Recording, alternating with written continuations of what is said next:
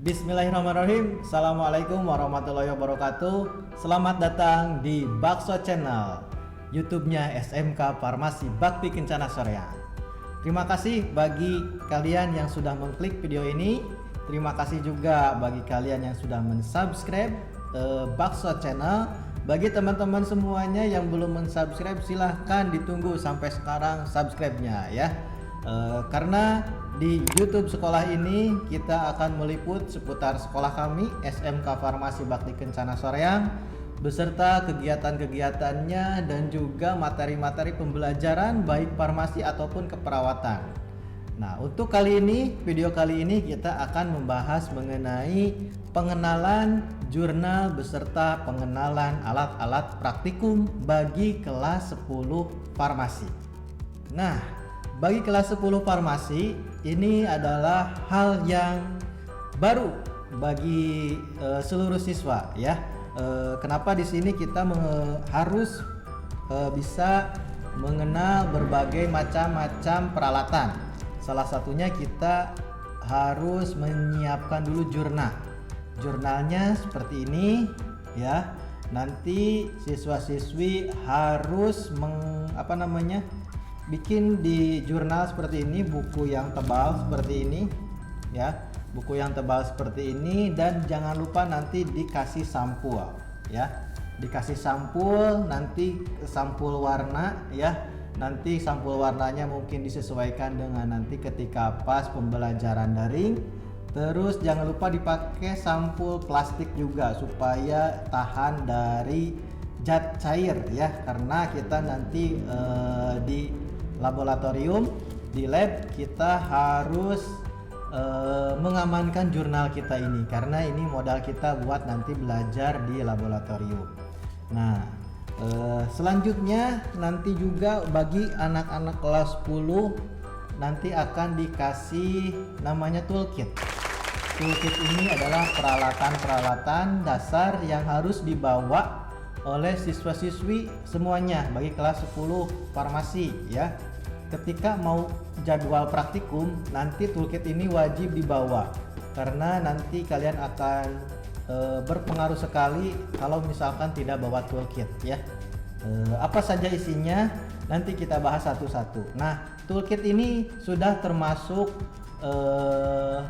pembiayaan yang awal tahun ya. Jadi nanti kalian itu sudah dikasih ini secara gratis mungkin ya, karena sekalian sudah bayar bagi yang sudah bayar ya. Seperti itu. Apa saja isinya kita unboxing sekarang ya. Nanti dalamnya ini yang pertama ada lap ya. Lap nanti bisa untuk mengelap, untuk alas juga bisa. Terus ini ada kertas saring ya, kertas saring. Di dalam kertas saring nanti hati-hati, di dalamnya itu biasanya digulung seperti ini. Digulung seperti ini nanti dari distributornya ya. Nanti hati-hati ketika membuka ini, biasanya anak kelas 10 suka ceroboh, nanti ininya patah. Apakah ini? Ini adalah batang pengaduk ya. Batang pengaduk gelas. Ya, hati-hati, ini sangat mudah patah ya, nanti dirawat sebaik-baiknya. Dan kedua, nanti di sini juga ada pipet tetes ya. Hati-hati, nanti ini disimpannya biasanya di dalam kertas saring ini. Jadi harus hati-hati. Ini namanya pipet tetes ya. Jadi adik-adik harus memperhatikan satu persatu alat-alat yang disampaikan sekarang. Nanti ada tugasnya. Jadi tugasnya nanti menggambar alat-alat yang ada di lab, nah, dan juga nanti fungsinya nanti akan disampaikan ketika pada saat GCR ya, atau mungkin nanti kita bahas satu persatu. Di dalamnya juga ada ini namanya sudip ya. Sudip buat apa nanti kita bahas ya, nanti kita bahas di praktikum ya. Ini ada sudip, terus juga ada anak timbangan yang miligram ya, yang miligram. Nanti kan kita menimbang bahan, nanti juga ini dikasih dari sekolah untuk kalian ya. Di sini timbangan miligram. Jadi hati-hati, ada yang besar, ada yang kecil anak timbangannya. Jangan sampai hilang. Biasanya yang 5 mg, 10 mg itu biasanya rentan untuk hilang ya.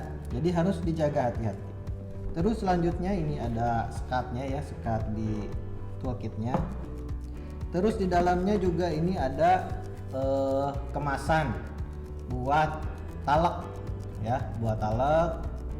Terus di dalamnya ada handscoon ya, handscoon atau sarung tangan ya, sudah satu pasang. Terus selanjutnya ada botol kaca ya. Ini botol kaca ini untuk sebagai kemasan buat nanti dipelajari di kelas 11 mengenai larutan ya, larutan atau obat-obat yang larutan ya, seperti itu. Terus selanjutnya ada juga pot salep. Nah ini pot salep ada macam-macam ya, ada macam-macam ukurannya mulai dari 20 gram, 10 gram ya, 15 gram. Ini ada macam-macam ya di dalamnya. Terus ada juga ini tadi kan anak timbangan yang miligram. Ini ada anak timbangan gram. Anak timbangan gram ya. Di sini ada 1 dan 2 gram. Nah, di sini bisa dilihat. Cara ngelihatnya di sini ada angkanya ya. Kalau angkanya angka 2 berarti ini 2 gram. Kalau angka 1 berarti 1 gram ya. Biasa kita simpan di wadah pot salep supaya tidak hilang ya. Terus selanjutnya juga ada untuk kemasan tetes telinga ya, atau tetes mata. Biasanya kita praktikum tetes telinga ya. Nah selanjutnya di sini ada juga untuk kemasan untuk tadi bisa pakai salep, bisa pakai pasta nanti di sini ya. Ini kemasannya. Terus ada juga sendok tanduk ya, sendok tanduk. Nah ini sendok tanduk bentuknya seperti ini. Terus selanjutnya juga ada sendok obat ya, karena tadi kita belajar larutan ya. Ada sendok obat di sini juga ada ukurannya, ada 5 mili, ada 15 mili ya. Nanti kita belajar pakai yang mana gitu ya. Terus selanjutnya ada spatel ya, spatel. Ini namanya spatel. Ini untuk apa nanti kita bahas satu persatu. Udah, yang selanjutnya ada etiket ya, ada etiket biru, etiket putih. Nah terus ada label kocok dahulu, ada label tidak boleh diulang tanpa resep dokter. Nah diusahakan yang seperti ini karena ini masih nyambung ya. Nanti di rumah kalian gunting satu-satu biar nanti ketika pas praktikum tinggal tempel ya, tinggal ditulis aturan pakainya, nama pasiennya, nanti tinggal langsung ditempel di kemasannya. Begitupun di jurnal, jadi tinggal ditempel. Jadi ketika pas di lab itu kalian tidak usah menggunting-gunting lagi.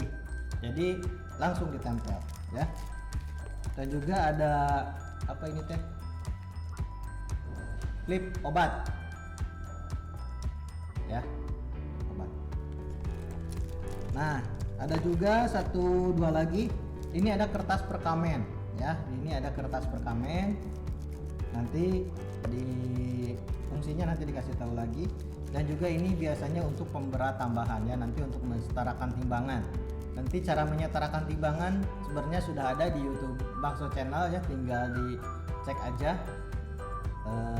cara menyetarakan timbangan ya, seperti itu. Oke, itu untuk alat-alat yang ada di dalam toolkit ya, toolkit yang akan dikasihkan dari sekolah kepada siswa-siswi SMK Farmasi Bakti Kencana Soreang kelas 10. Selanjutnya yang harus kita kuasai bagi siswa-siswi mengenai alat-alat tadi sudah ada di dalam toolkit ini alat-alat pribadinya yang harus wajib dibawa setiap praktikum. Nah, ada pula peralatan-peralatan standar yang ada di laboratorium ya, yang harus kita kuasai ya. Nah, jadi sama seperti halnya tadi, dipahami dan dipelajari bagian-bagian atau masing-masing alat ya, dan nanti kita kasih tahu fungsinya ya, kasih tahu fungsinya. Nanti kalian adik-adik semuanya, siswa-siswi kelas 10 mencatat fungsinya ya, fungsinya. Mungkin nanti juga ketika pas daring nanti dikasih tahu ya, nama alatnya apa, fungsinya apa, terus pengecekan kondisi alatnya juga nanti akan dikasih tahu. Nanti kalian tinggal dirangkum. Nah, sekarang supaya lebih jelas lagi, kita mengenal alat-alatnya langsung ya, seperti itu. Yang pertama, beaker glass. Nah, beaker glass.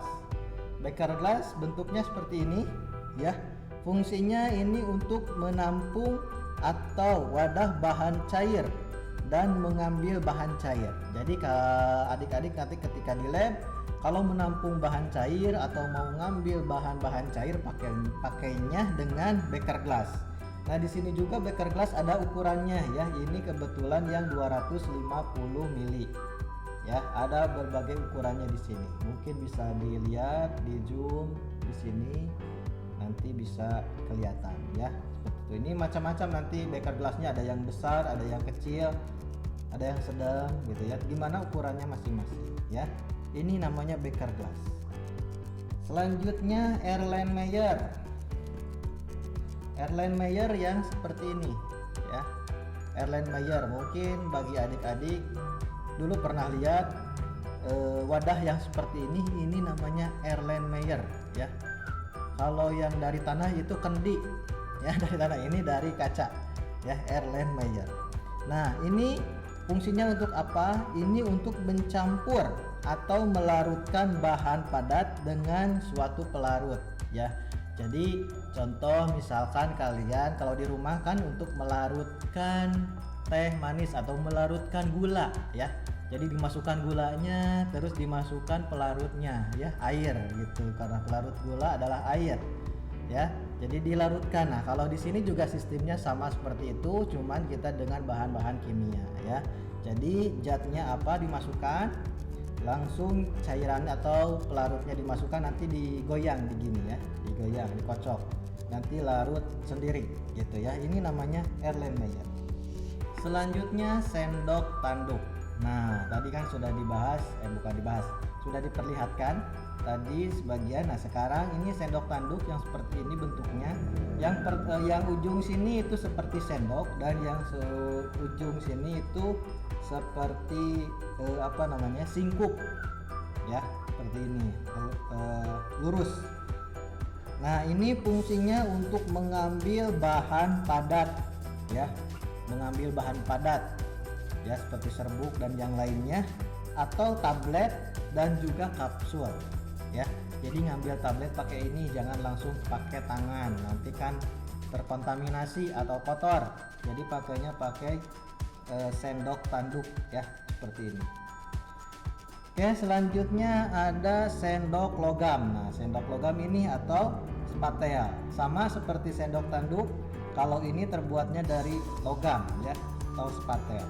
Bentuknya sama, cuman beda bahannya saja ya. Ini juga sama untuk mengambil bahan padat ya, atau lemak dalam jumlah sedikit ya. Pakainya pakai spatel. Jadi nanti kalian kalau misalkan mau nimbang, ngambilnya pakai spatel atau sendok tanduk. Selanjutnya sendok porselen. Nah, sendok porselen di sini ada ya di lab. Kebetulan ini tidak dibawa. Bentuknya sama seperti sendok tanduk, cuman bahannya itu dari porselen ya, dari porselen ya, dari gini, dari porselen kayak gini nih, kayak keramik ya, bentuknya seperti itu. Nah, nanti itu ada di lab ya. Itu fungsinya untuk mengambil bahan yang bersifat oksidator atau korosif. Jadi bahan-bahan yang berbahaya ya. Kalau misalkan pakai logam kan nanti berinteraksi dengan logamnya. Kalau pakai plastik apalagi ya, nanti bisa rusak plastiknya. Kalau dari bahan porselen itu tidak akan mudah bereaksi ya, seperti itu. Oke, kita lanjutkan. Ini sudip ya. Selain untuk mengambil bahan setengah padat dan cairan kental, ini juga bisa untuk membersihkan atau istilahnya mengaduk. Oke, ini selain untuk bisa mengambil atau untuk cairan kental, ini juga bisa untuk mengaduk atau merapikan ketika pada saat penggerusan ya, seperti itu. Terus selanjutnya batang pengaduk gelas yang tadi.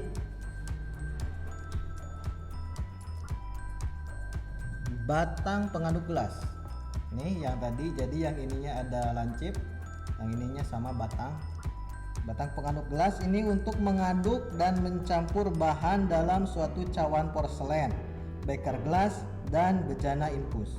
Jadi ini untuk mengaduk ya, mengaduk cairan atau mengaduk bahan ya, baik itu di dalam cawan porselen, beker gelas yang tadi ya, atau bejana infus.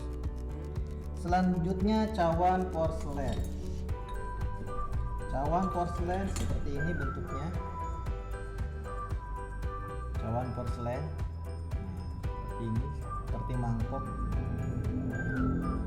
Fungsinya menimbang bahan cair yang tidak menguap atau menguapkan bahan cair ya, dan melelehkan lemak tadi ya. Jadi fungsinya ini di sini bisa untuk menimbang bahan cair ya yang tidak menguap, terus bisa juga menguapkan bahan obat cair dan juga melelehkan lemak ya. Caranya nanti kita belajar ya dari berbagai macam praktikum.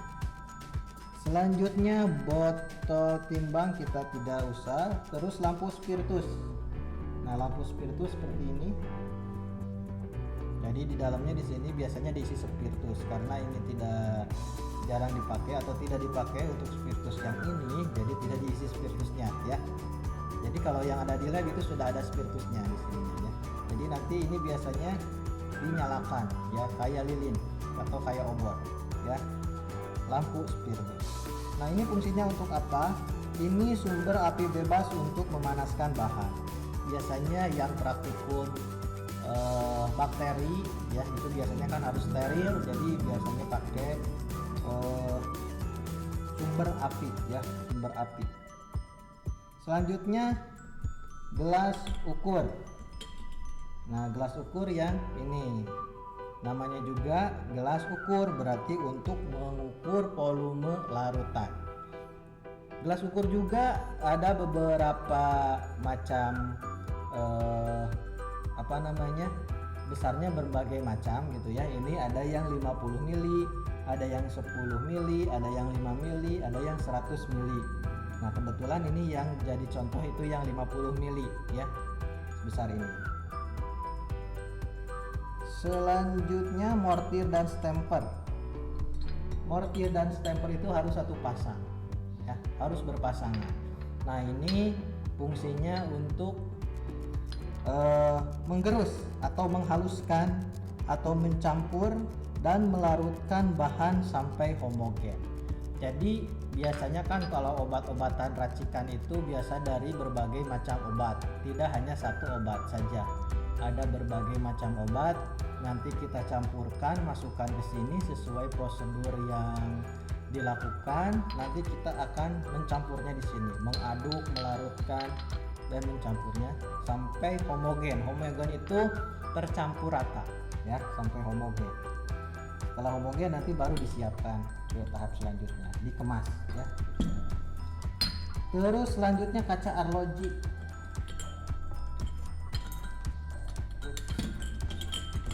Nih kaca arloji ya, kaca arloji, bukan batu arloji karena ini kaca ya.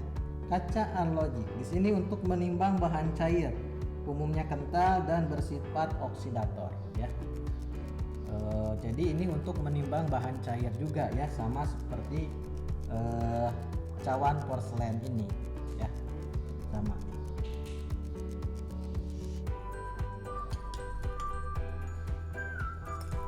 Sip. Oke, itu saja mungkin yang bisa disampaikan. Mohon maaf atas segala kekurangannya ya. Nanti untuk lebih jelasnya kita bahas kembali ketika praktikum ya. Nanti diingatkan kembali bahwa untuk alat-alat tadi silahkan nanti digambar dan ditulis fungsinya sesuai pada jurnal. Nah, ini juga ada yang jurnal kakak kelas kalian seperti ini, digambar alat-alatnya, terus nanti dilihat fungsi-fungsinya dan dilihat juga cara pengecekan kondisinya apakah masih layak pakai atau tidak ya, seperti itu. Nah, nanti kalian juga di rumah ditugaskan untuk membuat seperti ini. Pertama, jurnalnya dulu harus disampul seperti ini, langsung nanti bikin tugasnya seperti ini ya, seperti itu. Terima kasih untuk hari ini. Mudah-mudahan kalian semua di rumah sehat selalu, jangan menjadi hambatan untuk kita belajar walaupun kondisinya masih seperti ini. Sampai ketemu lagi di lain kesempatan.